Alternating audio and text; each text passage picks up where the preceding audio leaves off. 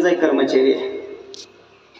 एक कर्मचारी म्हणून माझं काहीतरी बांधिलकी आहे म्हणून ते आपल्या समोर सांगतो आहे. आज 4 मार्च 2023 गव्हर्नमेंट ऑफ इंडिया अर्थात भारत सरकारच्या वतीनं घराघरात लाईट पोहोचवणाऱ्या कर्मचारी जे आहेत त्यांना लाईनमन म्हणतात. तर अशा लाईनमन लोकांसाठी एक दिवस असावा. त्या लाईनमन लोकांच्याही पाठीवर कौतुकाची थाप असावी.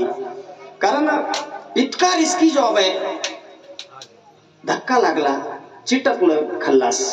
दयामायाने आमच्या कितीतरी लाईनमन लोकांच्या महिला विधवा झाल्या. अनेक जण कायमच्या आयुष्यभरासाठी जायबंदी झाले. अशा लाईनमन लोकांच्या बद्दल आपल्या मनात कृतज्ञता असावी. ती कृतज्ञता प्रत्येकाने व्यक्त करावी. याकरिता गावागावात त्या लाईनमनला बोलवून त्याचा सत्कार नका करू, पण पाठीवर कौतुकाची थाप द्यावी आणि फक्त लढ म्हणा, एवढी एक अपेक्षा आमच्या लाईनमन लोकांची आहे. आणि त्याकरता आजचा लाईनमन दिवस आहे.